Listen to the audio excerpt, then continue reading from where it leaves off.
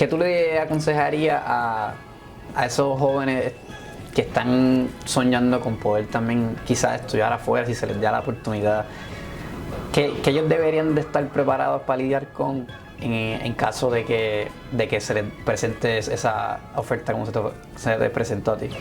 Pues mira, el choque cultural fue grande. El primer año yo estudié en Georgia, en realidad, no fue en Salt Lake State. Yo tuve una trayectoria estudiantil intensa.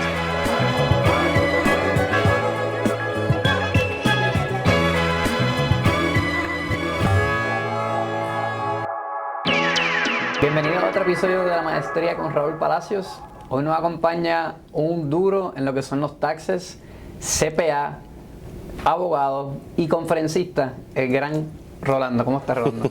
Muy bien, gracias Raúl y gracias por la invitación a este espacio. Rolando, gracias por decir que sí, por estar aquí con nosotros. Yo quería empezar dando una pequeña historia de cómo fue que nosotros nos conocimos.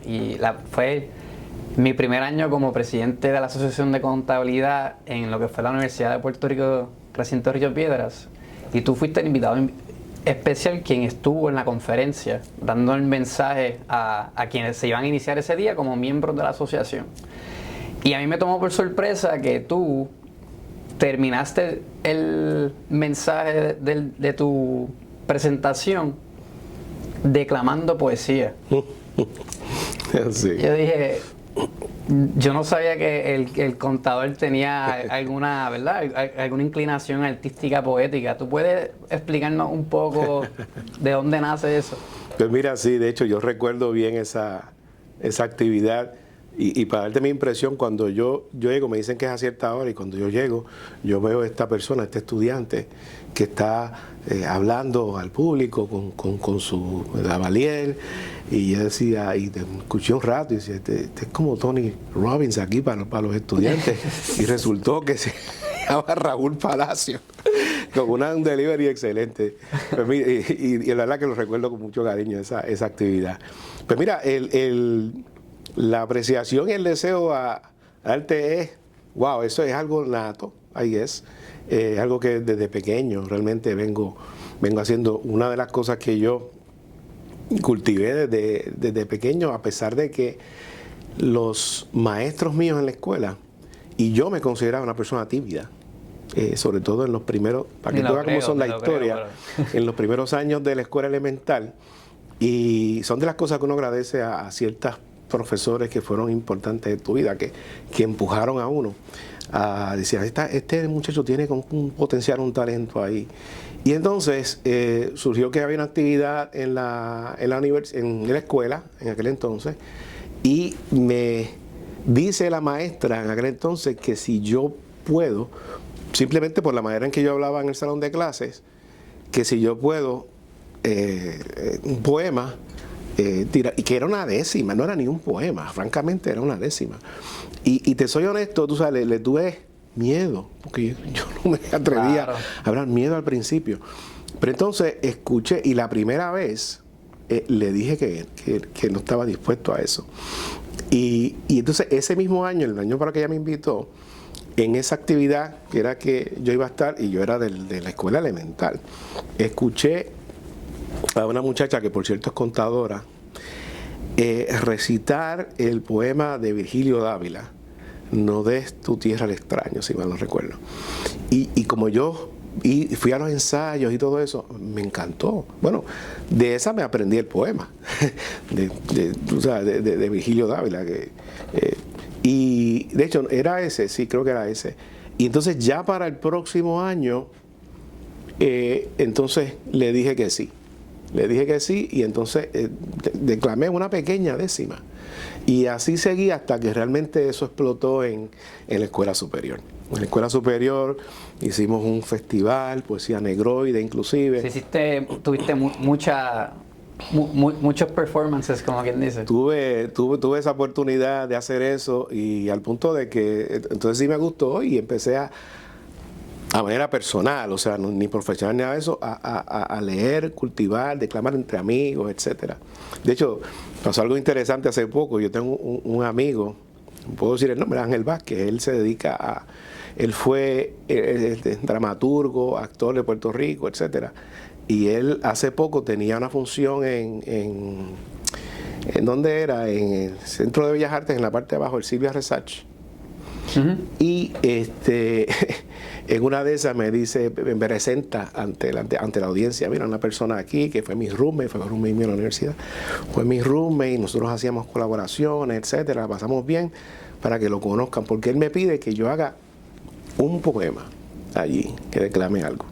Y entonces lo hice, de hecho eso está grabado por ahí, que fue Negro Borracho, actually, de Fortunato Vizcarrondo. Y la verdad que lo disfruté mucho, porque hacía muchísimos años que yo no me paraba en una plataforma, en un escenario, en un stage, para declamar públicamente así. ¿Cuánta gente tú crees que había ese día? Pues es el centro, el salón experimental. No es Silvia Resach ni tan siquiera. Y bueno, estaba llenito, a pesar de las limitaciones del COVID que había todavía en ese entonces. Pero de verdad que no sé, podía haber allí 60 personas, qué sé yo, algo así. Que ahora que estamos hablando de esto, de lo que es la presencia y la oratoria, yo sé que tú has dado un sinnúmero de seminarios y vamos a ir un poco en orden cronológico ahorita, ¿verdad? A regresar a tu trayectoria, pero ya que estamos en este tema, ¿qué tú piensas que es lo esencial para un buen orador y poder capturar la atención de las personas de la manera que tú lo haces? Porque yo entiendo que tú mezclas un poco lo que son temas bien técnicos, bien difíciles de comprender para la persona normal, y lo logras transmitir de una manera que la persona lo puede entender y captar más fácil, a la vez que lo hace reír de vez en cuando. Así que... Mira, lo primero obviamente tienes que conocer del tema bien para poder. Lo segundo yo te diría que es conocer la audiencia. Tú no le puedes hablar de la misma manera a un grupo de estudiantes, como a un grupo de profesionales, como a un grupo de profesores. Cada audiencia pues es diferente. Y lo tercero, entonces, yo pienso identificarte con lo que son los intereses, obviamente, de esa audiencia. Y de las mejores maneras que se ha entendido, que es la manera de enseñar, que está reseñada en la Biblia, es del gran maestro, es a través de parábolas. Por lo tanto, yo trato de ejemplificar un poquito de lo que sea el tema que estamos hablando, porque entiendo que así se le hace más fácil a la persona de retener la información que uno le quiere tener. Y en ese proceso, como tú dices, añadir alguna interjección humorística o cuento, ¿verdad?, relacionado con el tema, para que mantenga el interés de la persona. O sea, que aquí las audiencias, aunque sean estructuradas, es decir, estudiantes, profesionales, maestros, no necesariamente son homogéneas. Y de hecho, eso es otro tema que podemos hablar, porque eso impacta la manera en que uno trabaja con equipos, de las cosas que venía pensando. Y uno sabe que no todas las audiencias van a reaccionar de la misma manera ante el mismo mandato. De manera que uno tiene que buscar cómo llegar a cada uno de los que están allí. Eso obviamente se desarrolla con el tiempo, ¿verdad? No es una cosa tan... Pero así es. Esa es más o menos mi fórmula, te diría yo. No, yo creo que yo estoy de acuerdo, y lo que tú dices de que no todas las audiencias son iguales es también una forma de empatía, ¿no? Porque tú estás poniéndote en los zapatos de quienes son ellos, en la etapa que están, experiencia o ausencia de, que no necesariamente van a estar a la capacidad tuya en términos del tema, y eso yo creo que es bien importante, que es algo que muchas veces en los seminarios se pierde, yo opino. Sí. Y ahora, yo te estaba, obviamente, para la entrevista mirando un poco de tu perfil y tu trayectoria, y me sorprendió que pudiste dar ese brinco, porque fuiste bien afortunado. En Puerto Rico no mucha gente viene de una escuela pública y puede ir a estudiar a una escuela en Estados Unidos. Sí. Y vi que sí, que estudiaste en Florida State. Uh-huh. ¿Cómo tú crees que lo hiciste en aquel momento? ¿Qué fue lo que te llevó ahí? Y nada, y lo que quiero entender es esa historia. Pues mira, si tú supieras que el deporte, yo siempre fui, afortunadamente, ¿verdad?, por la influencia de mis papás, de mi padre, de mi madre, etcétera, buen estudiante. Yo fui buen estudiante. Yo estudié en la escuela pública, tuve buenas notas. Cuando estaba ya en ese proceso de graduarme de la escuela superior, el grado 11 ya por ahí, uno empieza a preocuparse, por lo menos yo, los que queremos estudiar en la universidad, de mantener sus notas, ¿verdad? Dedicarse, etcétera. Y yo tenía suficientes buenas notas, bueno, un promedio, ¿verdad? Yo fui alto honor en la escuela superior, para entrar. Y en efecto, la Universidad de Puerto Rico, eventualmente, yo solicito también a la Universidad de Puerto Rico y me acepta. Me acepta y me da matrícula de honor. O sea que en ese entonces, yo no sé si eso existe todavía, no tenía ni que pagar para estudiar en la universidad. Como tú dices, una gran fortuna. Pero entonces, a través del deporte, yo jugaba béisbol. Y a través del deporte, el nivel de, ¿verdad? Vamos a decir, de destreza que tenía era suficiente para haber recibido varias ofertas de estudiar en Estados Unidos mediante una beca deportiva. Fue algo que obviamente pensé que quería y que debía hacer. Y de la cosa que me impulsó fueron dos cosas. Una, dice, pues mira, si voy a tener yo sé que la educación en la UP iba a ser de calidad. Y en esta otra universidad yo presumo que sí también. La diferencia puede ser que me abre el campo a un idioma diferente, que es el idioma universal de negocios en el mundo. Y si yo logro entender eso y llegar ¿verdad? Y triunfar en ese mundo, pues me abro puertas. Y entonces ahí fue que dije, pues sí, voy a considerar seriamente estudiar en Estados Unidos. Pero para serte honesto, no fue tan fácil al final del día. Porque yo estaba tan 50-50, indeciso. Yo me matriculé en la UPI y yo me matriculé en la universidad, no sabía. En las dos. Pero eso fue en 1981. Y ese fue el año de aquella gran huelga. La huelga de estudiantes de la UPI terminó siendo el empujoncito final para decidirme a estudiar en Estados Unidos. Así fue. Wow, y me imagino que ese choque cultural al principio tuvo que haber sido fuerte. ¿Qué tú le aconsejarías a esos jóvenes que están soñando con poder también quizás estudiar afuera si se les da la oportunidad? Que ellos deberían de estar preparados para lidiar con en caso de que se les presente esa oferta como se te presentó a ti? Pues mira, el choque cultural fue grande. El primer año yo estudié en Georgia, en realidad, no fue en Solid State. Tuve una trayectoria estudiantil interesante. Y Georgia es en el sur de los Estados Unidos. Estamos hablando de los años 80, en el contexto de que había unos rehenes de Estados Unidos en Irán. El presidente Reagan estaba atacando el asunto, que estaba Jimmy Carter y la gente temblando criticando su temblequera, ¿no? Y yo llego allí a Estados Unidos, recuerdo cuando venía, yo hasta me había puesto una barbita completa, ¿verdad? El coach me recibe en el aeropuerto, que quedaba como a 1 hora de la universidad. Y como yo no hablaba mucho inglés y él no hablaba mucho español, pues nosotros íbamos por el camino, el silencio era el mayor parlante. Entonces cuando llegamos a la universidad, yo veo aquellos letreros que dicen Iranians go home, y ese tipo de cosas en letras negras y letras rojas. Y yo le pregunto a él en mi inglés masticado así, y él lo que me dice es: tú sabes que yo creo que deberías afeitarte esa barbita. Porque me podían confundir, y entonces había ese sentimiento de ¿verdad? Personas del Medio Oriente. Pero resultó que yo no soy necesariamente Medio Oriente, pero soy latino, soy puertorriqueño, tengo un color más oscuro de la piel del que tiene el típico anglosajón americano, que ¿verdad? Republicano, etcétera.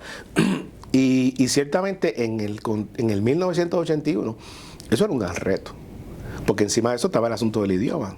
Tienen que tener la paciencia para escucharme a mí. Y eso fue uno de los retos mayores, el idioma. Mira, yo recuerdo esta clase, que cuando estoy, ¿verdad?, con el orientador me dice: ya que estás así, va a coger este inglés, una matemática, que el idioma pues es neutral, y esta clase que se llamaba tecnología. es una electiva, pero para que vaya. Yo me siento en aquel salón, y estoy hablando de que esto era en el sur de los Estados Unidos. Aquel profesor tenía su banderita roja con la cruz azul y las estrellitas. Y él empieza a hablar. Y te voy a decir lo que yo entendía. My name is Rick Dale, so I'll be teaching this class. Yo no sabía de qué tipo estaba hablando. Y yo dije, anda, cara, esto empezó difícil. Y mientras él hablaba, al lado mío había un negrito americano, que después resultó que era el capitán del equipo de baloncesto. Y yo lo había conocido, Reggie. Y le digo, Reggie, you know, I'm from Puerto Rico. My Spanish is very good. My English, not so. I don't understand. Un acento yo bien, ¿verdad? Marcado.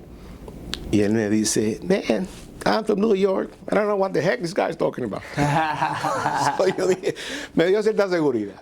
De hecho, cuando pasa error el maestro, hay un colombiano, y yo digo, mira, este individuo puede ser la persona que me ayude a pasar esto. Y así fue, hice amistad con él. Después yo saqué mejor nota que él, pero me ayudó. Yo te diría que ante la pregunta que tú me haces de personas que tengan la oportunidad y que sé yo qué, son retos, obviamente. Y yo creo que cada cual, ¿verdad?, asume retos reconociendo cuál es la recompensa que va a venir luego de que tú venzas o cumplas con ese reto. Ciertamente va a requerir disciplina y sopesar lo que son tus intereses, no solamente del momento, sino a largo plazo. O sea, yo tuve amigos que tuvieron la misma oportunidad, tenían una novia en Puerto Rico y eso les causaba, ¿verdad?, dificultad de tomar la decisión de irse a estudiar a Estados Unidos. Cosas así por el estilo, que entonces tú dices, ok, estos son sí, son situaciones que hay que atender y tienes que analizar cuáles tienes que analizar todas las cosas en común. Pero si alguien, ¿verdad?, es en Puerto Rico, particularmente del interior de Puerto Rico o inclusive de la zona metro, que no tiene esa infraestructura, digamos, del inglés, como yo no la tenía, y surge la oportunidad, mira, tienes que tener la disciplina de que si la aceptas, acéptala por la recompensa que va a venir a largo plazo y dedícate a ella. Yo en mi caso, siendo esa la primera barrera que yo tenía que sobrepasar, una de las cosas que hice fue, me hice bien amigo de esto pasa mucho entre los atletas en las universidades, nos hacemos amigos, etc. Y había una muchacha que estaba en el equipo de natación. Obviamente había cierta empatía, cierta cosa, pero era amistosa.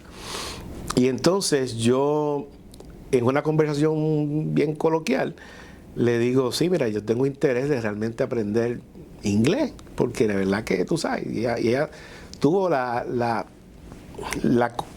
cortesía y consideración y el interés de decirme, pues yo te ayudo. Y todos los días tenía una conversación con ella. Y ella me iba corrigiendo las cosas aquí y allá, porque yo dije, primero tengo que entender, y segundo tengo que tener la capacidad de comunicarme, y eventualmente que esto sea un asset para mí, un activo mío.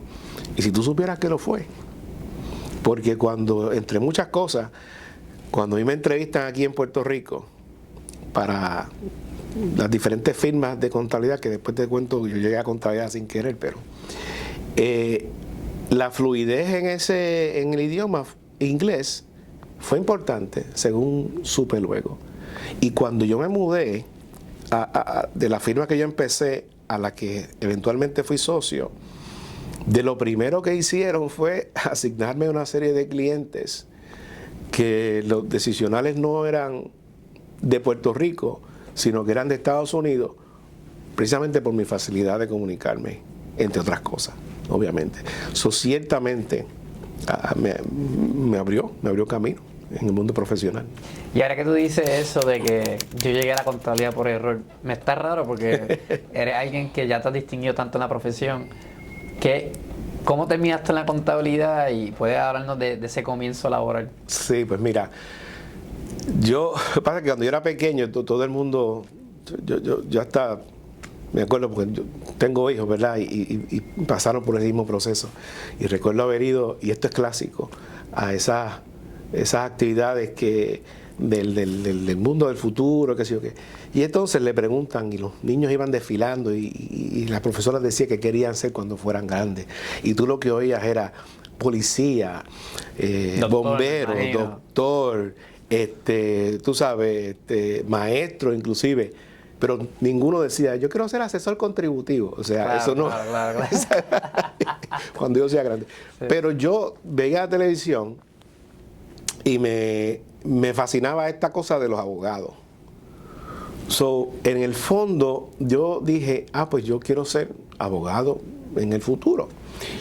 Y cuando yo me siento con el orientador en el primer año de la universidad, yo no sabía que iba a estudiar porque sé que abogado es algo postgraduado de bachillerato. Claro. Y entonces había una cosa allí que decía free law, preleyes. Y yo le había dicho al orientador, pues mira, yo quiero estudiar eso. Y él me dice, Rolando, yo entiendo que tú estás aquí con una beca deportiva, ¿verdad? Sí. ¿Tus papás son de recursos económicos? Así dice. Bueno, no. ¿Cómo tú piensas pagar la escuela de Derecho después? Y yo digo, pues yo no sé. Sí, pues mira, vamos a hacer una cosa. Pregunta compleja, ¿no? Yo te voy a recomendar que estudies algo en business. Entonces así logras tener un empleo que te permita los medios para entonces tú sufragarte los gastos de una escuela de Derecho. Eso tiene todo el sentido del mundo. ¿Qué quieres estudiar en la escuela de business? Y yo le digo, mi papá era contador, no CPA. Y yo lo veía él trabajando en casa con la sumadora que y los rollos de papel corriendo y los listones el cliché la caja con un montón de recibos. Y yo decía, eso mismo es lo que yo no quiero hacer. Y entonces yo dije, pues finanzas. ¿Qué yo voy a hacer en finanzas? No sé, pero finanzas. Y entonces él dice, pues está bien.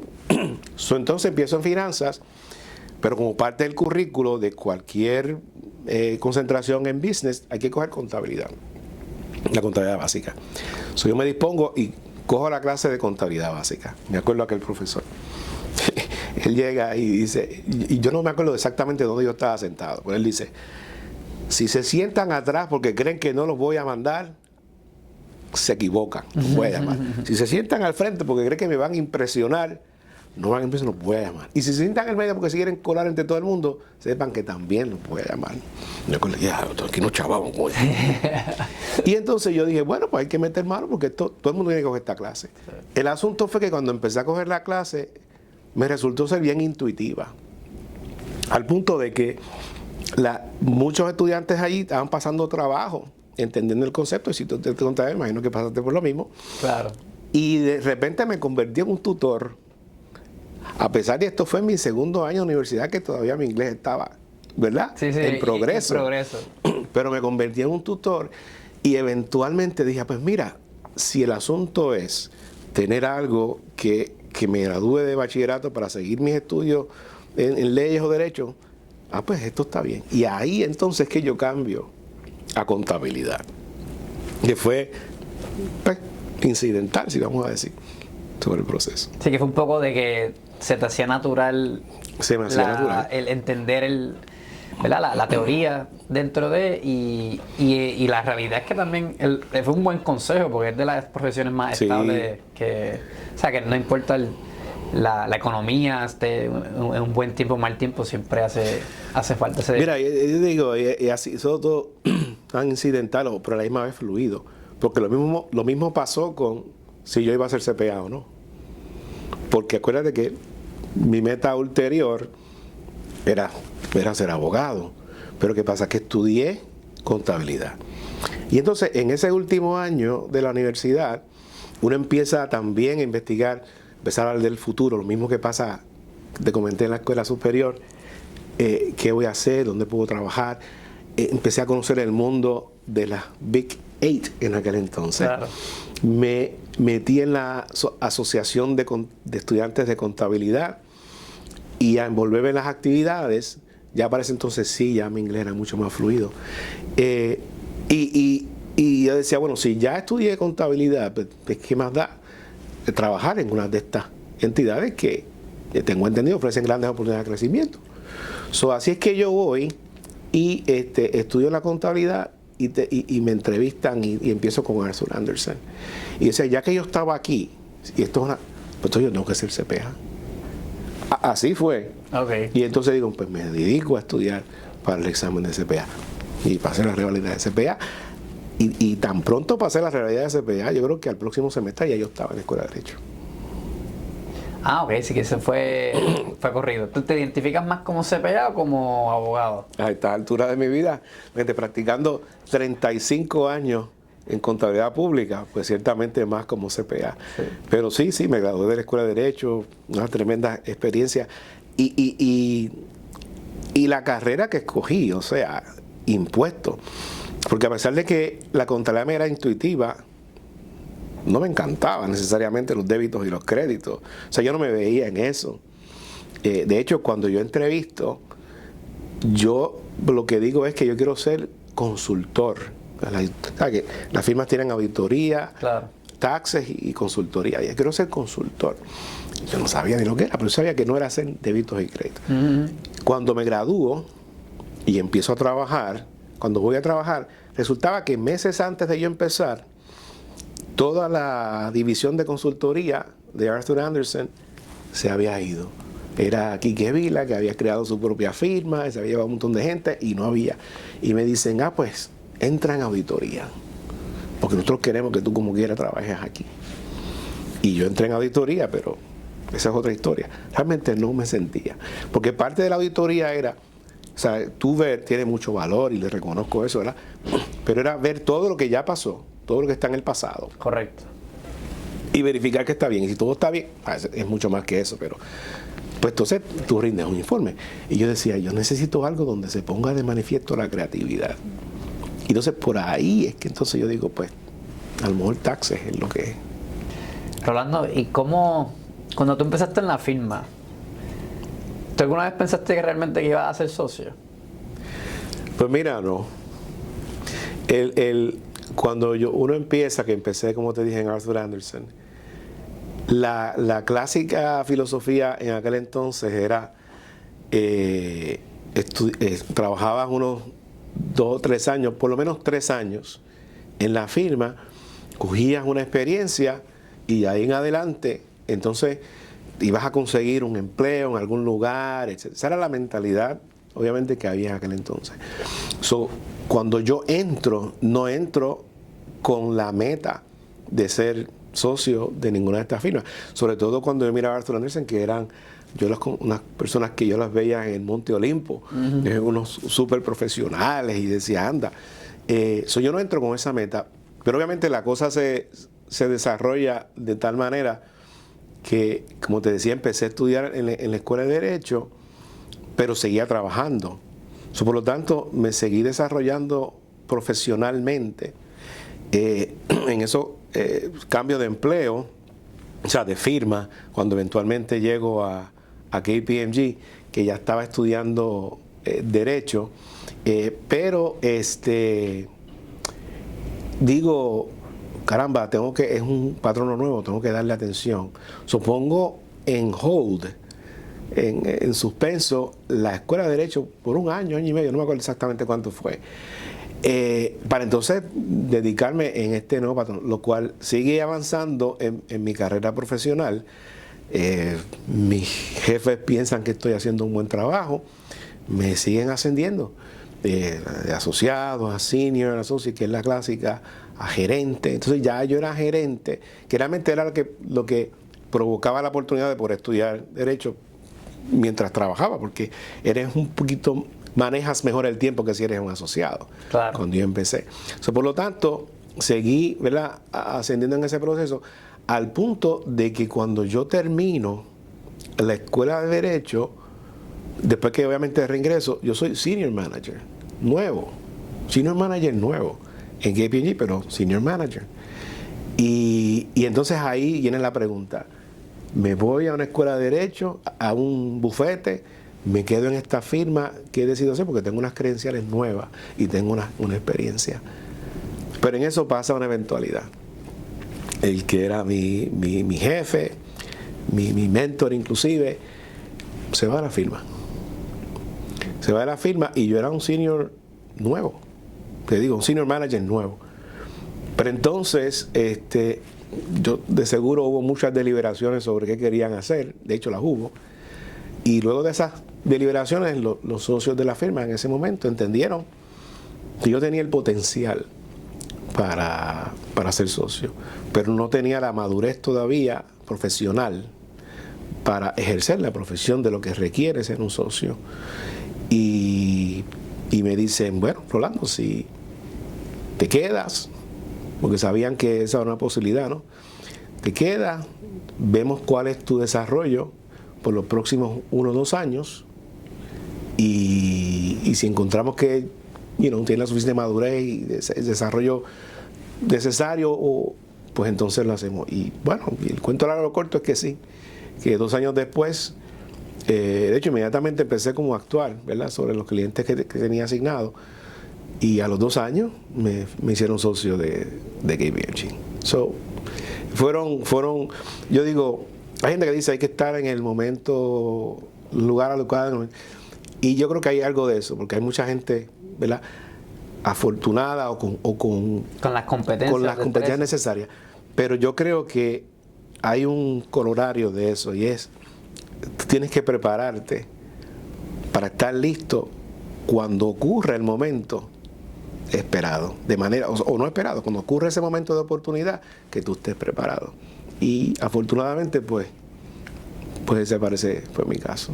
¿Y eso fue, cuánto tiempo llevabas trabajando en la firma para cuando...? Bueno, en KPMG llevaba trabajando, déjame ver, yo creo que como 5 años. Pero ya yo venía con una experiencia de Arthur Andersen. Yo estuve también en el proceso en Touche Ross. Yo empecé en Andersen. De ahí me fui a Touche a los 2 años y pico y medio. Me fui a Touche Ross, estuve 1 año y medio. Ahí conocí a quien es mi esposa. Regresé a Andersen. Tiende a pasar mucho en esta profesión. Regresé a Andersen. Estuve 1 año más.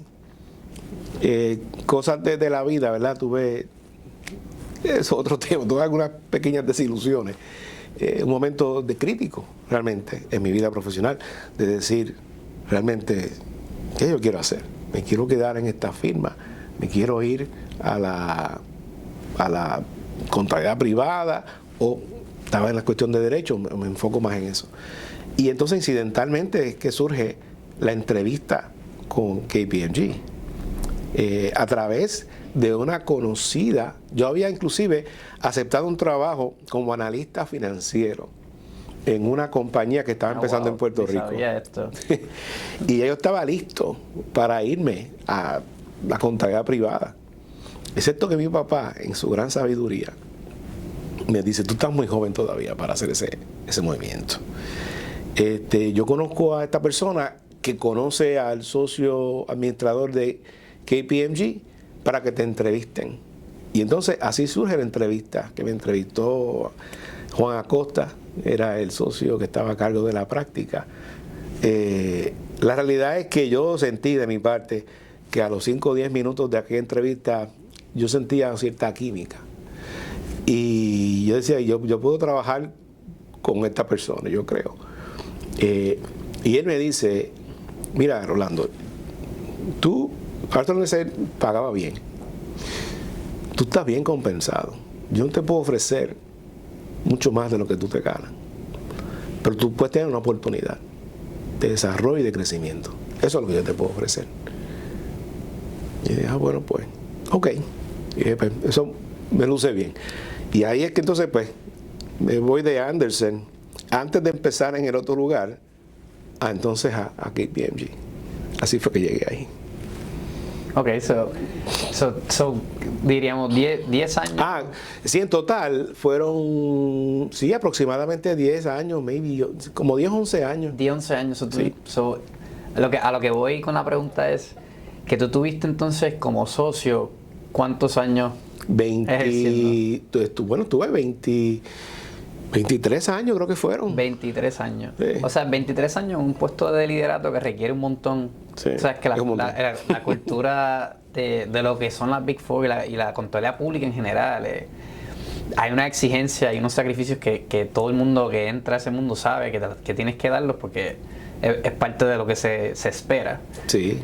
Y bueno, yo fui socio en el efectivo fue a julio 1 del 97. Y me fui de la firma 35 años después de 30 años de carrera en la firma en septiembre del 20. Así que sí, 23 años. O sea, son 23 años. ¿Qué tú me dirías que es la 1, 2, 3 lecciones más importantes que aprendiste en el tema de cómo liderar estos equipos? Pues mira, esa excelente pregunta, porque este asunto que nosotros trabajamos, que yo me dediqué a hacer, es bien técnico y requiere constantemente educación. Y una de las cosas que decía, pensaba yo, era cómo prepararme para ser, ¿verdad?, exitoso en esta cosa. Y decía, entre lo que son las leyes, los reglamentos, los casos, ahí hay suficiente material, un montón de material técnico para desarrollarme en ese aspecto. Pero ¿y qué pasa entonces con el aspecto de la gente, de legal? Y me preocupé por eso temprano. ¿Y tú sabes cuáles fueron mis fuentes de libros de coaches?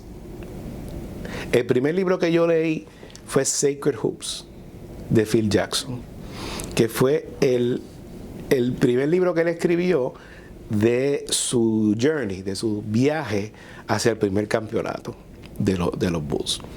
Ese libro fue sumamente interesante. Él tiene una mezcla ahí de espiritualidad con, no sé, él es un Zen Buddhist. Yo soy bien fanático de conoce, Phil Jackson, pues yo leí ya 3 libros de él, así que y entonces de importancia ese libro tuvo para mi desarrollo, ¿verdad? Como es que lo que hizo la clave en el éxito de su equipo fue cuando los jugadores lograron entender cuál era su rol para que el equipo como unidad fuera exitoso. Por decirte un ejemplo bien básico que él nombra ahí, habían jugado Horace Grant, que era forward, y él quería tener más participación en la parte ofensiva. Sí. Y entonces, pues, en la visión del líder, que era Phil Jackson, él tenía unas destrezas sobre el promedio en un aspecto defensivo, reboteo, etc. Y decía, si tú quieres, una cosa es lo que tú quieras cultivar personalmente, y otra cosa es lo que tú quieras cultivar para el triunfo del equipo. Y dice, el reto mayor fue lograr entender no solamente Horace Grant, sino todos los demás, cuál era su rol para lograr el triunfo del equipo. Y eso tiene un corolario, que entonces decir, ok, yo tengo entonces como líder identificar cuáles son las destrezas que tiene cada uno de mis componentes de mi equipo para explotar eso. Y en ese sentido, el libro de Joe Torre, de los Yankees, fue otro medio. Porque Joe Torre tenía de los ejemplos clásicos que él pone. Tuve la oportunidad, por cierto, de escucharlo en una charla. Él dice, yo tengo aquí una serie de caracteres. Yo tengo aquí un tipo que se llama Paul O'Neill, no sé si te acuerdas. Claro. Un tipo temperamental. Lo que le llaman un hothead. Es un hothead, tipo temperamental, agresivo. Y yo tengo el que juega al lado de él, que se llama Bernie Williams. Un tipo apacible, un tipo tranquilo, hasta músico, se lleva la guitarra al locker entre juego y juego. Para yo sacar el máximo de Paul O'Neill, para usar la frase, I gotta get on his face. Tengo que estremecerlo. Pero si yo hago eso con Bernie Williams, lo meto en un cocoon, lo meto en una... yo tengo que saber identificar, primero, las destrezas, y segundo, qué acciona, qué provoca acción y ¿cómo te digo yo? El deseo de cumplir con una directriz en cada persona, porque no todo el mundo es diferente. Encima de eso, yo digo, los libros más completos de esos que leí, porque él tenía también a Steinbrenner de jefe. Él tenía las dos cosas de cómo él, o sea, las destrezas en el libro, ilustra a los jugadores y cómo él bregar con un tough boss también. Realmente, pero mira, leí a Pat Riley, a Bill Parcells, que de fútbol, o sea, que de todos los deportes, ellos tienen un estilo agresivo. Esa era mi próxima pregunta, ¿verdad? Y abrasivo, inclusive, porque la mentalidad de ellos era la meta, como quien dice, a toda costa. Y era la primera prioridad. contrastando con otros, como Boy Bowden, que después seguir con eso, ¿verdad? No, y te interrumpo porque yo no sé si tú llegaste a leer El Príncipe en algún punto, pero es de... El Príncipe. El Príncipe, que es de Maquiavelo. Sí, de Maquiavelo. Ese Maquiavelo, esto fue una clase que yo cogí que se me ha quedado conmigo, que decía, lo mejor es tener respeto y... O sea, respeto y miedo, las dos. O sea, si tú puedes tener que la gente te adore y te tenga un poco de miedo, y te tema. Súper. Sí. Porque entonces las probabilidades de que alguien te traicione o que alguien no siga las órdenes que tú quieres ejecutar, porque obviamente él lo hizo para alguien que va a gobernar, ¿no? Pero se puede aplicar un poco al liderato. Sí. Que entonces esa es la mejor combinación. Pero si tienes que escoger entre una a la otra, era mejor que te temieran. Seguro. A que no. Entonces cuando venía por la entrevista estaba curioso. No le pregunté a nadie que trabaja contigo, pero si tú tuvieses que identificarte entre una a la otra, o quizá ambas, pero no. ¿Entre el temor y qué? Y la admiración. Mira, yo no para empezar, yo no me identifico con Maquiavelo, con su manera, ¿verdad? de llevar las cosas.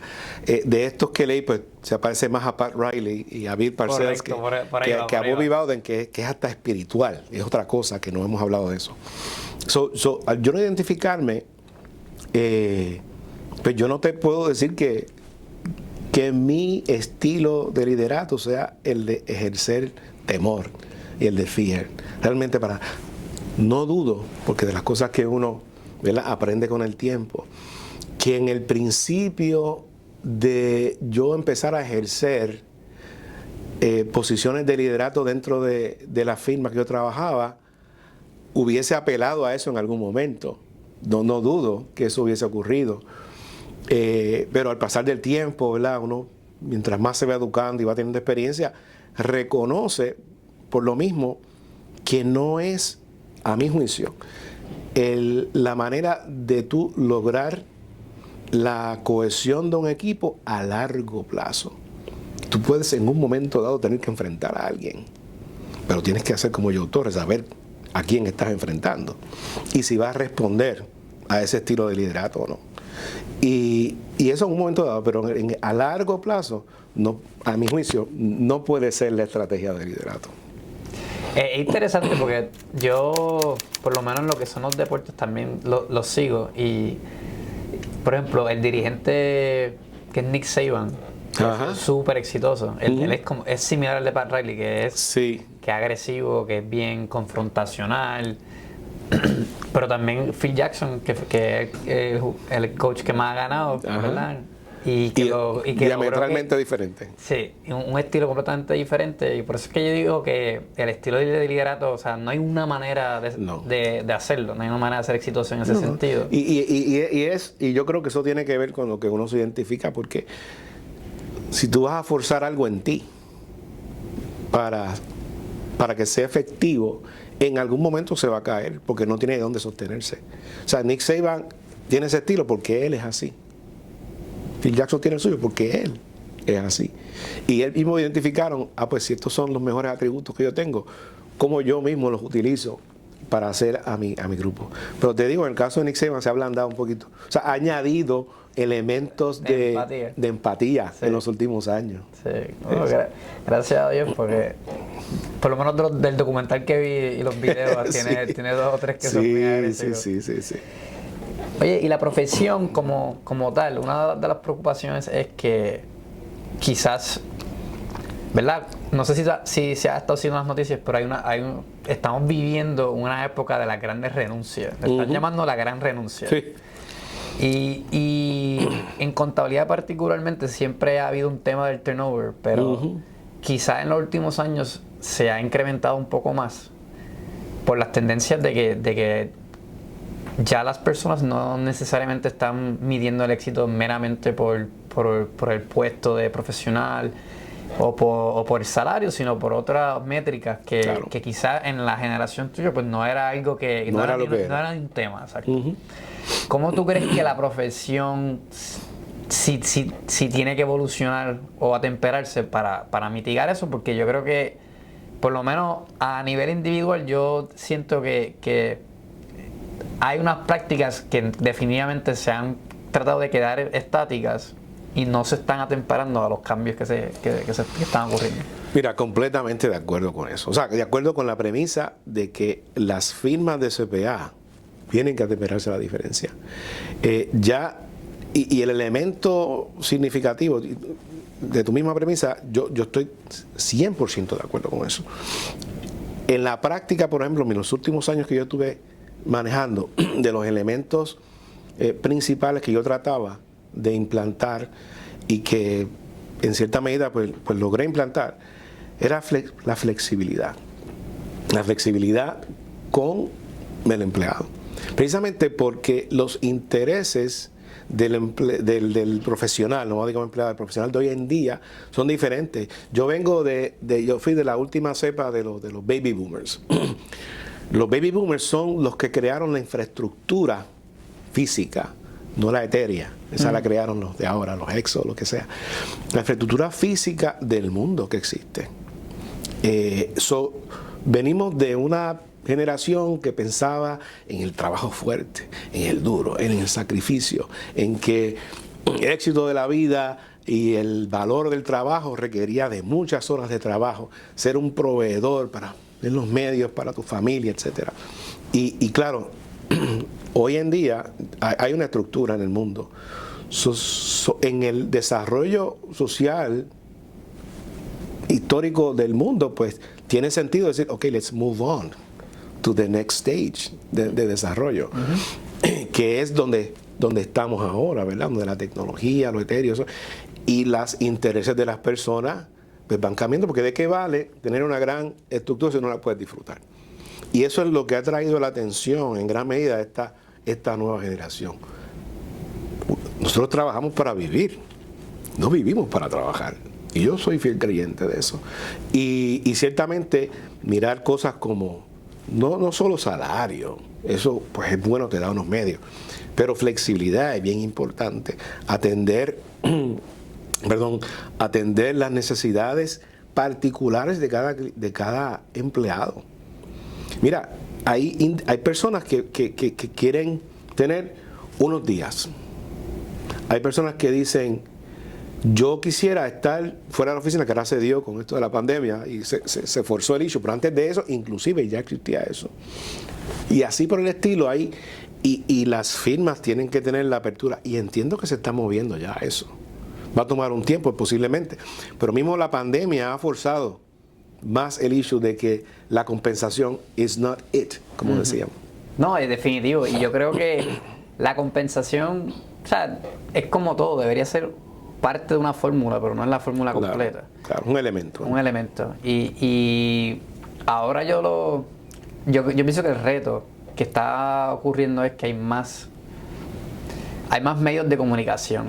Entonces ya esas tareas, esa comunicación, esas preguntas que quizás esperaban un día, 2 días, ahora son en el momento inmediato y te pueden llegar a las 8 de la noche, a las 10, a las 12, a las 1. O sea que yo creo que de los retos más grandes es cómo las firmas de servicio, porque no necesariamente se queda en contabilidad, se puede atribuir a toda industria de servicio, es cómo esa comunicación se limita de una manera que se pueda, tú sabes, llevar una vida sin tanta interrupción, porque entonces eso yo creo que es lo que también ocasiona que aun cuando estás remoto, el trabajo se siente que no acaba. Sí, no, eso, supiera que eso fue de los cambios. Cuando se fuerza el cierre, por motivo del virus de COVID, en marzo 15 del 20, cambia pues el panorama. Y hay que seguir produciendo en la medida que sea posible, porque se estanca la economía, el desarrollo y todo lo demás. Y todo cambia a estar. Entonces, empieza la gente a trabajar de la casa, los que no. Yo siempre tuve la oportunidad de hacer cosas desde mi casa. Pero una cosa era hacer cosas que trabajar completamente. Yo te soy honesto, yo no soy de los que disfruta trabajar 100% del tiempo desde la casa. ¿Por qué? Porque yo considero la casa mi santuario. Ese es mi lugar de asueto, ese es donde yo comparto con la familia, aunque tengas una oficina separada. Pero entonces, cuando viene este cambio drástico, pasa eso. Tú no sabes cuándo empieza el día, tú no sabes cuándo termina, porque en nuestro trabajo, que no requería necesariamente presencia física a través de la computadora, te levantabas a las 6:30, a las 7, a la hora que te levantaras, ya te daba con mirar los emails y seguías ahí.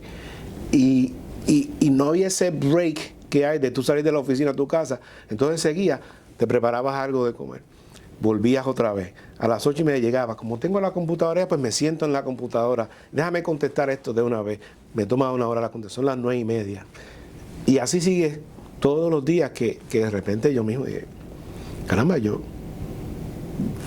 estoy viviendo para trabajar en este ambiente, y no era saludable, no es saludable. De hecho, provocó, yo imagino que estás consciente, de una serie de reacciones en la gente que requirieron terapias y todo lo demás por ese encierro y la limitación de actividades a las que tú podías dedicarte por motivo de ese encierro. Siendo el trabajo la clásica, hay quienes lo adoran, ¿verdad? Porque hay de todo en el mundo, pero yo no era de eso. A mí, te voy a compartir esta historia y nada, fue a mí personalmente, yo tuve un susto de salud en firma que provocó para mí la salida definitiva en eso, y fue que yo estuve trabajando un montón de horas. Estamos hablando fue una época que estaba trabajando, qué sé yo, 15 horas, 16 horas diarias, y era en esta estructura que tenía un equipo también que trabajaba en la India. O sea, yo me podía levantar a las 5 de la mañana y ya yo tenía, o sea, el equipo mío, como quien dice, trabajaba en esas horas. Así que tú podías trabajar en teoría de las 5 de la mañana con un equipo y después tenés que reportarte a la gente el resto del día. Y cuento largo corto fue que me levanté y me dio un seizure. O sea, yo tuve una convulsión y fue bien, o sea, obviamente yo no recuerdo nada, pero me lo comenta mi pareja y yo tengo que ir ahora al hospital y tratar de entender qué fue lo que le ocasionó, porque seguro. Entonces te están haciendo unos estudios que no sabes si esto es algo crónico o si esto fue un evento de una vez. Gracias a Dios todo salió positivo. Soy una persona bastante saludable para que le haya dado ese episodio, y lo que sale a relucir es que fue falta de sueño y stress induced. Entonces yo pienso que o sea, lo traigo a la coalición porque son temas que no se hablan, particularmente si estás dentro de la estructura, porque no quieres, ¿verdad?, tirar a ningún superior al medio y no quieres o sea, mal posicionarte para tu próxima promoción, pero sí es un tema que yo creo que a nivel de salud es algo que por eso es que eso tiene que ocurrir, como dice, from the top down. Correcto. O sea, el liderato de esta firma tiene que reconocer. Yo te digo, yo nunca aprecié el tener que trabajar tantas horas desde que yo estaba empezando en los años 80. Yo nunca aprecié eso. O sea, en el sentido de decir, esto es fantástico, esto. Pues claro que no. Y yo trataba entonces de ser eficiente y todo lo demás. Pero entonces también había una cultura de que, pues si tú no trabajas tantas horas, pues tú sabes, tú eres flojito, lo que sea. Y ese professional peer pressure también está en la gente dentro de esta cultura. Y por eso es que te digo, esos cambios tienen que darse, pero tienen que darse desde el top. Y te digo que en la KPMG, ¿verdad?, hubo unas reuniones de socios en unos momentos dados casi de emergencia, no de Puerto Rico, estoy hablando de la firma en general, para que había que atender estos asuntos de balance, de work-life balance. Rolando López, CPA, abogado, conferencista experto, porque has dado más de 15 seminarios. 15 poco, mucho más. También ha sido presidente de varias juntas sin fines de lucro. Está en el comité de temas contributivos para lo que va a ser próximamente, si Dios quiere, una reforma contributiva. Aparte de eso, has liderado que personas jóvenes se involucren en lo que es el deporte de pelota. Sí. Y eres un poeta enclaustrado un poco, ¿verdad? ¿Cómo todas esas combinaciones hacen aquí en el Rolando López? Mira, rayos, ¿sabes? Yo realmente soy todo, ¿verdad? Estoy todo eso. Yo cuando era pequeño, recuerdo haber escuchado una anécdota. Pablo Casal sabe que toca el cello y un maestro del cello. Y entonces esta persona le pregunta y le dice, después que lo ve ejecutando y termina la función, y le pregunta, yo daría mi vida por tocar el cello así. Y entonces Pablo le contesta, yo lo he hecho. O sea, en el sentido de que para lograr ser un tema, un líder, tienes que dedicarle a eso. Y a pesar de que eso es sumamente importante, que yo lo he hecho, ¿verdad? En mi parte profesional, yo siempre he pensado que el desarrollo de uno tiene que ser integral y tiene que incluir pues todos estos elementos que son en algunos casos espirituales, sociales, culturales, hasta cierto punto políticos y ciertamente profesionales. Por eso, ¿verdad? Por eso es que reconocido o conocido de esos intereses míos en el arte, en el teatro, en la música, que cultivé de mis años universitarios inclusive, y luego profesionalmente, en lo que yo me dediqué, que fuera asesoría contributiva, ¿verdad? Que después entraremos en cómo fue que llegué ahí, pero lo cierto es que yo, mientras iba en el desarrollo, decía, al principio uno tiene que desarrollarse uno, los primeros años de inversión, luego en lo que son la plataforma de tus clientes, lo que tú fuera, tu negocio, y luego más en lo que es la contribución al país, que como quien dice, en la etapa donde yo estoy ahora. Eso incluyó, por eso es que hay una secuencia de haber sido, ¿verdad? Socio de la firma, de KPMG por muchos años, dentro de la firma estar en comités timón a nivel internacional dentro de la misma firma, tener la oportunidad de viajar el mundo para presentar a Puerto Rico como un espacio de inversión, luego presidente del colegio de CPA, hacer por la profesión que yo ejerzo y que yo pues adoro después de tantos años en ella, hacer qué puedo hacer por la profesión. Y eventualmente cuando fui presidente de la fundación, por invitación prácticamente, que después tuve que pasar por el proceso de aceptación, la fundación del colegio que se dedica a estudios fiscales, económicos, etc. Tuve presidente 7 años. Y ahí esa fundación sacó el estudio del IBU, el primero que se hizo en todo Puerto Rico. Después un proceso de cuando hubo el impasse entre el gobernador y la legislatura, que el gobernador era popular, Aníbal, y la legislatura era PNP, que de hecho eran 3 fases, ¿recuerdas? La Cámara, el Senado, y en el Senado tenías a los auténticos de McClintock y Rosselló, y no había ley de incentivos, y nosotros entramos en ese proceso de crear un... O sea, y por ahí hemos seguido, y he tenido la fortuna de hacer, ¿verdad? Ser parte del quehacer general, político, socioeconómico, debo decir, de medidas fiscales y ahora mismo, pues, ¿verdad? Con mucha humildad, pero me siento honrado de que me acaban de nombrar para un grupo asesor del gobernador para emitir, ¿verdad? Comentarios y recomendaciones a una potencial reforma. Son 6 personas del ambiente privado, ¿no? Son 11 miembros, 5 del gabinete y 6 personas o profesionales, entre los cuales está el colegio, y el colegio me hace el nombramiento a mí, que es un honor y es una responsabilidad también cumplir con eso. Gigantesca. Y el tema de los incentivos es un tema que ahora mismo está, como se le dice, en boca de muchos, porque se están empezando a sentir como unos pequeños resentimientos a nivel local con lo que tiene, por ejemplo, con lo que tiene que ver con las propiedades y cómo se han disparado los valores. Y yo sé que en parte se ha proporcionado un poco por los incentivos que se hicieron para que eventualmente ocurriera esto, quizás no al nivel que ha llegado, pero sí en un momento en la historia la idea era atraer un capital extranjero. Sí. ¿Cómo tú te sientes del tema de los incentivos como están hoy? Y si tú crees que hay una versión mejorada que tú quisieras que eventualmente se equiparara. Eso es un tema de mucha profundidad. Y desde que yo estuve como presidente en la fundación, de las primeras cosas que sacamos fue que se hicieron análisis de los incentivos. Pero voy a ver cómo puedo atacar esto de una manera sucinta. En Puerto Rico hay demasiado de muchas incentivos. Le llaman gasto tributario, porque eso, gasto tributario es cualquier cosa que deja de entrar al erario por motivo de que hay una exención, una deducción o un trato preferencial. Alguien paga menos de lo que paga el resto, ¿no? Y eso incluye las leyes de incentivos y otras más.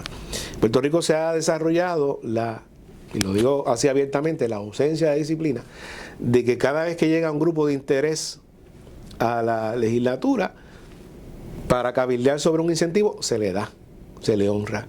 Y hay 424 gastos contributivos según el informe que saco, que por primera vez se sacó hace año y medio.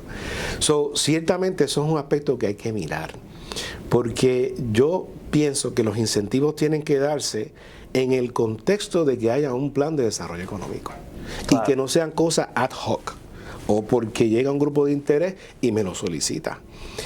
Tú acabas de mencionar un poco lo que está pasando y ha estado en boca de muchos y de la prensa, pues la ley 22, la típica, ¿verdad?, esta de traer los inversionistas. Mira, esa ley, lo que sucede con ella es que se estructuró, ¿verdad?, para traer a estas personas por sin entrar en los méritos técnicos, unas facilidades que se le dan particularmente al ciudadano americano que se convierte en residente de Puerto Rico, que le permite excluir de Estados Unidos la tributación y entonces solamente tributa en Puerto Rico. De manera que si tú le das incentivos y no tiene que pagar impuestos en Puerto Rico, pues ni paga en Estados Unidos ni paga aquí. ¿Qué pasa? Que se estructura esa ley, lo único que requiere a esa persona que venga a Puerto Rico para tener esos beneficios es que haga una donación de $10,000 y compra una residencia. Que el caso de la residencia yo lo pongo aparte porque tú tienes que ser residente de Puerto Rico y yo pienso que tienes que tener una residencia si quieres. Realmente eso es un incentivo hasta medio superfluo, es mi opinión. Pero no les requiere más nada. Y entonces, ¿qué sucede? Que han venido estas personas aquí. Hay muchos hay algunos que han desarrollado, pero hay la gran mayoría, muchos de ellos, al principio particularmente hedge fund managers y cosas de esas, que realmente no añaden mucho a la economía porque la ley no está estructurada para solicitarle requisitos de inversión ni requisitos de empleo. ¿Ve? Están, como quien dice, haciendo lo que les place. Ha habido y para mí tiene que haber un sentido de responsabilidad, porque si tú vas a traer a una persona de esta jurisdicción a darle unos beneficios que va a crear una segregación entre el trato del no residente que viene a Puerto Rico y del residente, empiezas a caer en lo que son paraísos fiscales, ¿verdad? Que tiene de por sí unas implicaciones y en otros momentos podemos entrar en eso.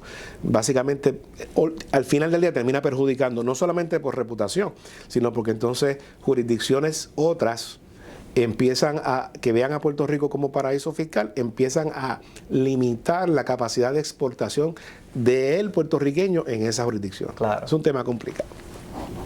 Pero esto de la ley 22, yo ciertamente opino que tiene que mirarse y enmendarse, tiene que atenderse. Ha habido unos desarrollos indeseados, a mi juicio, unas consecuencias indeseadas.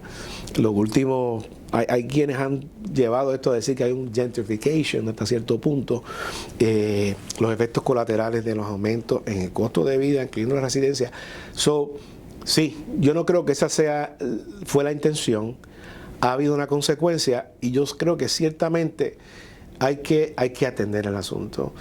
Cuando hablas con el típico capitalista te va a decir, es que el capitalismo, libre mercado, hay que hacer. Y yo, exacto, y yo creo que hay unos elementos de responsabilidad social que tienen que entrar en esto, pero esta discusión puede ser bien profunda. No, porque para eso estamos, porque hay, o sea, el tema contributivo siempre ha tenido sus personas que lo oponen y personas que no, ¿verdad? Hay una cita de Platón, me parece que era, que decía que cada hombre debe pagar lo que le toca en base a su salario, que tenga más, que pague exacto. más. Y estos son temas que se están discutiendo desde los griegos atrás, tú sabes. Pero el capitalista y el que cree en el libre mercado no ve, por ejemplo, los impuestos en el ingreso como el derecho del gobierno, porque le estás quitando al working man, ¿verdad? Lo que te diría Claro, la persona, lo que es para lo que son proyectos gubernamentales que en la historia de las contribuciones, esos impuestos se hacían en tiempos de guerra, ¿verdad? Para sufragar todo este tipo de conflictos. Ya no vivimos en esa etapa. Sin embargo, esto persiste. Y en Puerto Rico particularmente somos, yo creo, de las jurisdicciones con más que efectos contributivos a la persona, porque tenemos el inventario, tenemos el IBU, o sea, tenemos una gama de imposiciones que tú obviamente eres el experto en el tema. ¿Qué tú me dices de lo que es lo que quiere ser el tema de la reforma? Si tú crees que se quiere atender dentro del mismo un cambio en lo que es la actualidad de la discrepancia entre unos mejores que otros. Sí, mira, y Puerto Rico ha tenido a través de su historia varias llamadas reformas, que realmente cuando uno mira, si fuera a definir qué es una reforma, que debería ser un cambio estructural, realmente no ha ocurrido. Yo recientemente tuve que estar haciendo una preparación por una conferencia precisamente de política pública que estoy haciendo, y te das cuenta del análisis histórico, cómo no se ha hecho las reformas. Cuando miras lo que debe ser, ¿verdad?, el sistema contributivo, hay unos principios de consenso en el mundo. Y tú mencionaste algunos de ellos ahí casi sin querer. Lo primero es la simplicidad, ¿verdad?, que el sistema sea de fácil cumplimiento. Tiene que tener suficiencia, que genere lo suficiente para ese gasto y estructura gubernamental sostenerla, ¿no? Pero eso tiene la otra parte, que es el gasto. Entonces, ¿cuánto debe ser? Que lo primero, minimizar ese gasto. Tiene que tener equidad. Equidad incluye que cada cual pague de acuerdo a su capacidad de pago. En ese sentido, pues los que tienen más, los que tienen menos, que tengan menos. La conveniencia, que se pague el impuesto más cerca del momento y que sea obviamente fácil de administrar. En el umbral sociocontributivo del mundo, lo que se ha entendido es que los sistemas que están de base amplia, ¿no?, a través del consumo, son más eficientes a nivel de desarrollo social, porque el impuesto al consumo no tributa el ahorro, no tributa la inversión, y tributa el consumo. El impuesto al ingreso esencialmente castiga el éxito, como dicen, porque mientras más éxito tú tengas, más impuestos vas a tener que pagar, ¿verdad? Sin embargo, el impuesto al consumo es lo que llaman regresivo, para ponerlo en términos de ejemplo, le cuesta, al costarle lo mismo al que gana menos ingresos o al que gana mucho, termina siendo un porcentaje mayor de la riqueza del pobre que del rico. Por lo tanto, hay que añadirle progresividad al sistema. Y esa progresividad se añada a través del impuesto sobre los ingresos. De manera que en ese mundo perfecto debería haber un impuesto de base amplia al consumo, considerando los ajustes a la regresividad, que eso es decir, que se le haga una retribución, que se le envíe un pago a las personas de escasos recursos, que en Puerto Rico son un gran porcentaje de la gente. Y entonces el impuesto al ingreso compensatorio. Si eso se hace, y en Puerto Rico nosotros adoptamos lo que hoy en día es un IBU, ¿no? Originalmente iba a ser un sales tax, pero se ha ido mutando a través del tiempo al punto de que se ponen un impuesto a los servicios de este negocio, pero no se da crédito. Y entonces, y eso crea un efecto inflacionario. Claro. Entonces, versus un IVA, un impuesto sobre el valor añadido, que se paga en la cadena de distribución, la incidencia final es en el consumidor, que es el último que compra, esencialmente el individuo, y se van recibiendo, ¿verdad?, créditos en la cadena de distribución. Y al que es pobre o de escasos recursos, se le envía, primero, o se le exime la canasta básica, que es más difícil de implementar, o se le envía un cheque. La parte de enviar el cheque es la mejor parte. Aquí hubo un intento en el 2014, ¿verdad? Claro, que no se... Y para mí falta de educación y muchas cosas más y no entender. Y entre otras cosas, la desconfianza que había cuando se decía que para para atacar esa regresividad del pobre, que en aquel entonces hablaban de un 16%, Hacienda iba a mandar un cheque. Y la gente decía, Hacienda no va a mandar ni con cheque, si se tardan 2 años en mandarme reintegro. Pero recientemente la historia ha sido otra. Hacienda ha sido bastante eficiente en la repartición. Claro, no es dinero de Hacienda, pero en la repartición. Ese elemento, ese mecanismo, yo creo que debe haber mejorado la confianza de la gente en la capacidad del Departamento de Hacienda para atender ese aspecto de regresividad que es enviar esos pagos. ¿Verdad? Redondeando un sistema de base amplia del consumo con ajustes de regresividad y manteniendo lo que podría ser catalogado esencialmente como un impuesto de lujo al ingreso, a personas de ingresos, vamos a decir, de $100,000 en adelante, cosas así, algún threshold hay que poner, sería esencialmente casi, ¿verdad?, el ideal. Después podemos hablar de Estonia, que tiene un sistema contributivo que se dice que es el mejor del mundo, y ellos esencialmente casi no tributan el ingreso.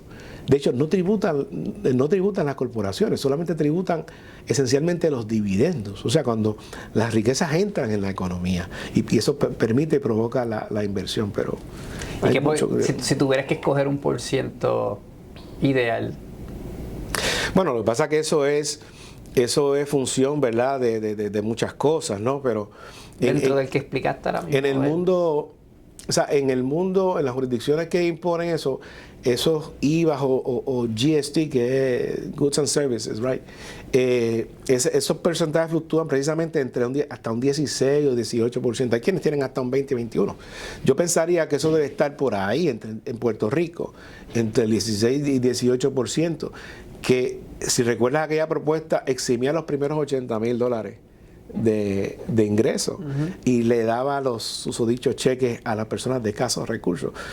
Toda la educación del proceso decía que la mayoría de la gente debían salir mejor, pero obviamente para mí había desconfianza y mucho desconocimiento y mucha desinformación en aquel entonces.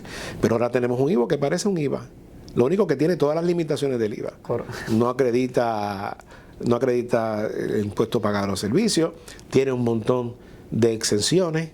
Obviamente eso pues provoca unos escapes, aumenta el costo de cumplimiento de la gente. O sea, tiene una serie de complicaciones que criticaban de aquella propuesta de IVA, que ahora existen con el IVU.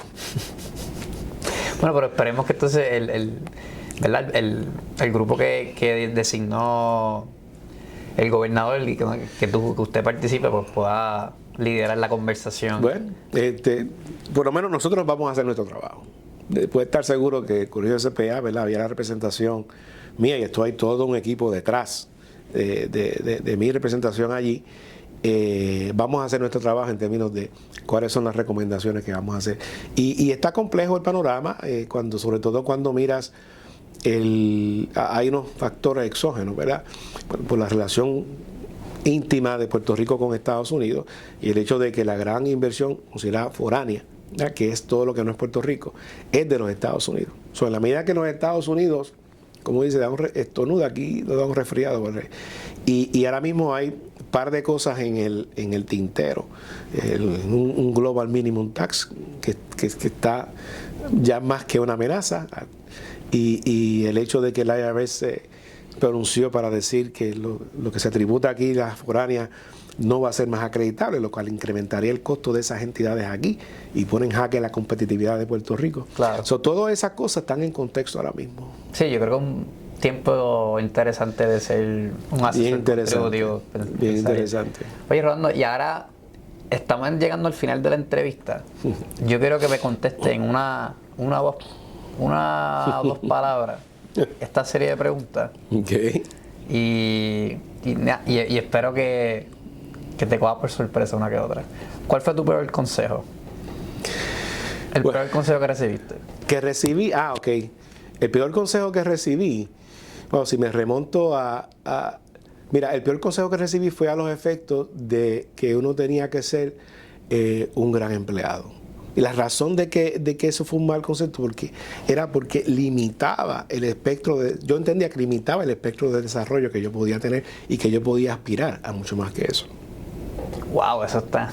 Es que me diste eso y me quedé como que bien profundo el mensaje, porque realmente nosotros fallamos en entender que aún siendo empleados pues podemos comportarnos como los dueños de la compañía y aportar ese valor que yo creo que creo que eso es un palabra muy sabio. Yo sé que recomendaste uno en liderato. ¿Tienes algún libro favorito que recomienda usualmente a las personas? ¿En qué sentido? ¿De cualquier tema? Bueno, dame dos. Tu libro favorito que recomiendas y el que uno reciente. Bueno, libros recientes, el libro más reciente que compré fue el de Ana Teresa Toro, de poesía. Flora Animal se llama. Bello. Y realmente el libro del Dr. Cao lo compré por el asunto de la política, ¿no? 30 años y un libro que se llama Ensayos sobre la Nueva Economía, que son profesores universitarios hablando de eso. Pero, ¿verdad? Y era por la temática particular. Pero mira, wow, a nivel uno ha leído unos cuantos libros por ahí. Y yo te comenté o comentaba en algún momento sobre los entrenadores.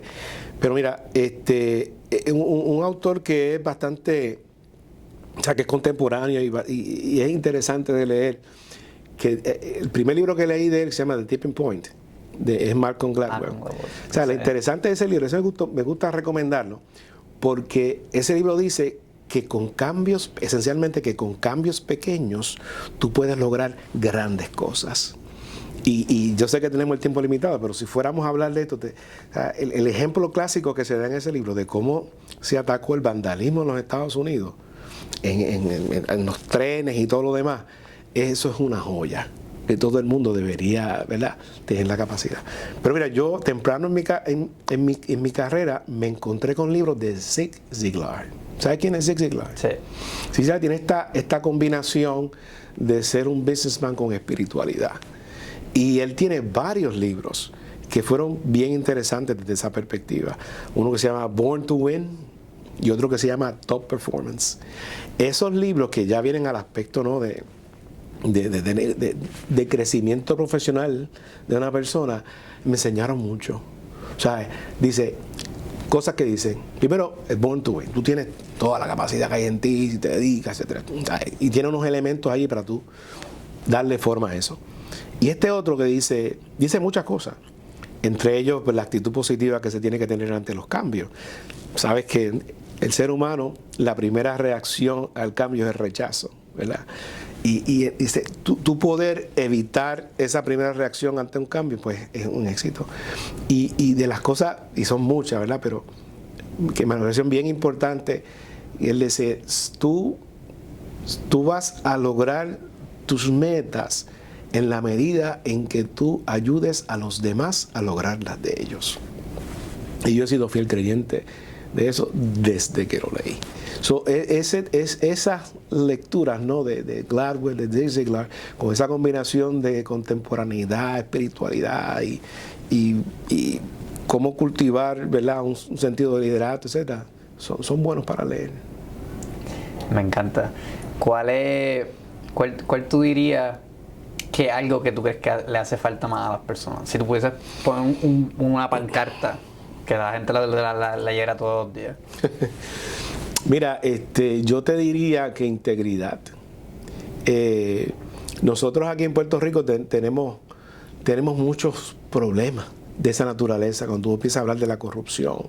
Y cuando yo hablo de integridad, eso tiene diferentes aspectos en el quehacer diario y en su manifestación.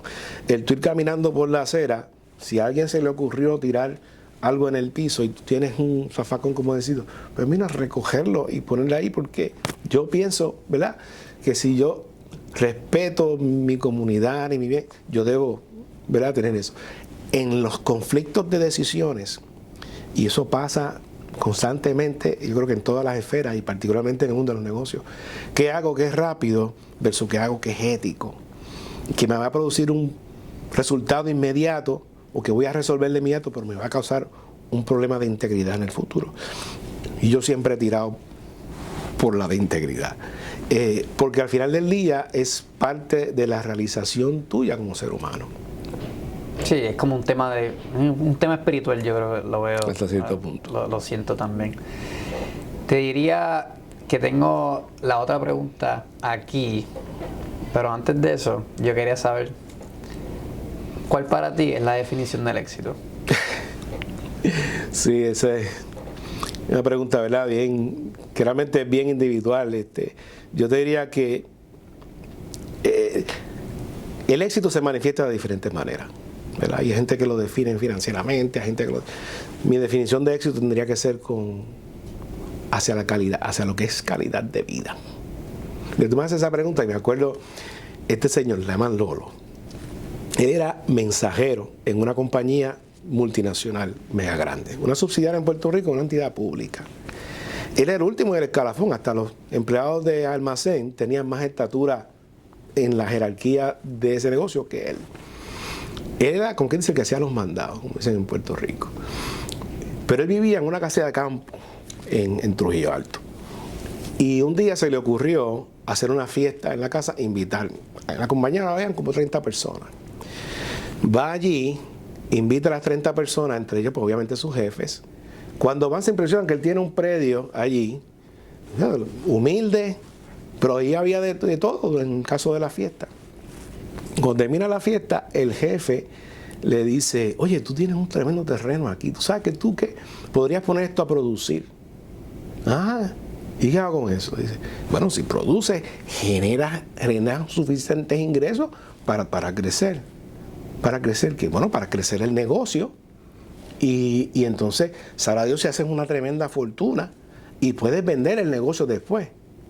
¿Y qué hago con eso? Bueno, que entonces tienes suficientes ingresos para entonces hacer lo que tú quieras. Y dice, pues si yo hago lo que yo quiero, yo saco del trabajo, vengo aquí, voy a la bodega, me doy el refresco, me doy el trago. Y eso pone de manifiesto y puso en reflexión al CFO que le habló con él y decía, la realidad es que uno se envuelve, sobre todo en tratar de definir el éxito de manera financiera, que se le escapa por qué es que uno está haciendo todas estas razones. Y es para vivir en una calidad de vida, darle todo, ayudar. Yo soy padre y dentro de mi definición de éxito tiene que estar que yo ayude todo lo más posible para que mis hijos sean exitosos. Yo no me consideraría una persona exitosa si yo no contribuyo y hago todo mi empuje. Por eso es que el éxito hasta cierto punto es hasta un proceso, no es un estado, porque si el que diga, ya yo llegué al éxito, entonces ¿qué otro reto tienes en la vida? Si piensas que ya llegaste. ¿Verdad? Porque va cambiando un poco. Es un proceso evolutivo. Para mí es eso, un journey, ¿verdad? Un viaje que hay que apreciar y hay que disfrutar. Me mencionas que te retiras, ¿verdad? Te retiraste por fin. Ese un año que lleva en el retiro, ¿ha sido lo que tú esperabas? Bueno, fue un año pandémico realmente, ¿verdad? Por lo tanto, no es la clásica oportunidad de hacer lo que una persona que se retira quiere hacer, pero yo quiero dejar constatado que yo me retiré de KPMG, ¿verdad? Después de 30 años, pero no me retiro de toda actividad realmente. No me pareciera que esa es tu no tiene que tener para nada. De hecho, yo hasta tuve que crear hasta una entidad jurídica para atender ciertas oportunidades que han surgido, que afortunadamente pues han surgido. Pero aparte de eso, tengo unos proyectos en mente, unos que tienen que ver con educación. Los medios van a ser parte de ese proceso. Otros tienen que ver con educación que tienen que ver a nivel de estudiantes, de instituciones universitarias. Yo te diría que tengo un proyecto personal digámosle, de preservación histórica de la familia. De hecho, me voy a atrever a decirlo aquí, cogí hasta un seminario, curso con Silverio y Ana Teresa Toro al respecto. Eso está caminando por ahí. Y otras cosas que yo te diría que son más de fulfillment, ¿verdad? Personal en esta etapa de mi vida. Rolando, pues te quiero agradecer por decir que sí y unirte al elenco, lo que se conoce como los alumnos de la maestría. Yo espero que no sea la última vez que te vea, porque siento que se nos quedan como 2 o 3 horas más que podamos seguir conversando y hablando. Así que, ¿tienes alguna red social que te podamos seguir? No, mira, esa es parte de lo que estoy desarrollando, ¿verdad? Y eventualmente lo haré y no me atrevo todavía a anunciarlo porque va. Pero sí te puedo adelantar que hay un nombre por ahí que es Topaz. La piedra preciosa Topaz. Ah, Topaz. Que es una piedra que tiene la capacidad sí, yo sabía que tiene que ser algo así. De muchas cualidades. De hecho, probablemente si de aquí a cuando publiquemos el episodio, pues no te preocupes que vamos a referenciarlo en lo que son las notas del episodio. Así que para ver si te podemos ayudar con conseguirte más seguidores. Excelente. Así que Rolando, gracias por estar aquí, gracias por estar en la maestría. No, te agradezco a ti la oportunidad, te deseo mucho éxito realmente en esto. Tuve la oportunidad de ver algunos episodios de esto, la más interesante. Así que honrado de que hayas considerado a mí como parte de esto. Gracias, Rolando. Gracias, Nara.